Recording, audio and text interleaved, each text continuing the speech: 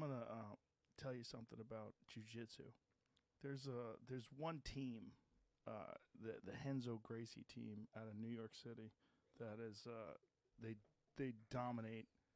In particular, the guys that are coached by this guy named John Danaher, and they were in town this past weekend for a jiu-jitsu match. There's a guy named Gordon Ryan. He's the pound-for-pound greatest of all time. He has a hard time finding matches because he not only does he submit people, but he made a. Let me show you something. He was competing against this guy named Vagner Rocha. And Vagner is a top-level jiu-jitsu guy. He's a little smaller than Gordon, but he's still a top-level guy. He's an elite Brazilian jiu-jitsu black belt. And Gordon is competing against him and puts in an envelope how he's going to beat him. And he gives it to the commentators before the match. And he says, open this after the match. And then he puts a triangle. And he says, who's next? And he taps him with a triangle in the match. I was there. It was amazing. He just completely dominated him, brutalized him, waited for his time, and then tapped him with a triangle. Afterwards, I take John Danaher and Craig Jones and Lex Friedman. You know Lex. Mm-hmm. We all go out to dinner.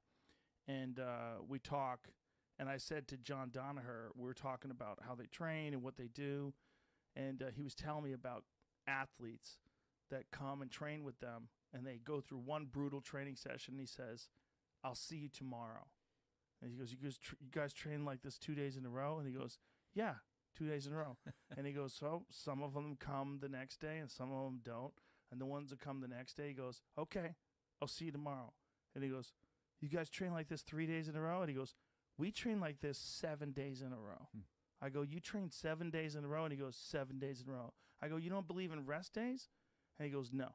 He goes, if you're really tired, train light. You'll have an active recovery. This team is dominating jiu-jitsu. When I say dominating, I mean, it's an understatement.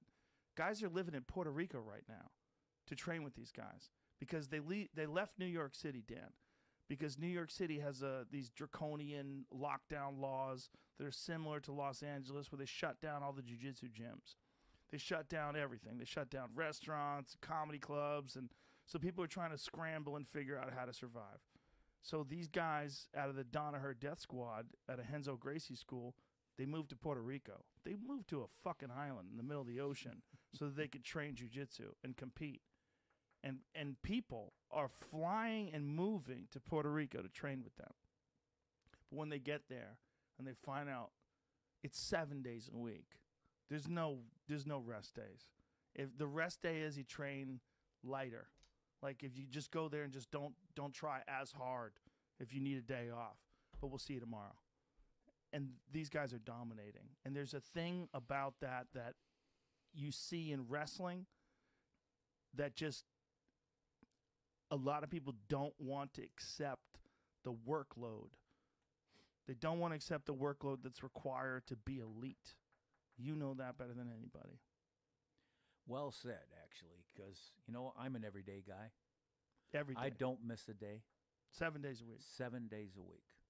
The only time I've ever missed is if I was in the hospital on my back and couldn't move, and then I was probably trying to crawl out and do push-ups or something. If I had my hips getting replaced or something, I'd have a rope where I'd pull myself up or something. And this day to this day, you still do that? I have 7 days a week. But here's the thing: I'm the master in recovery.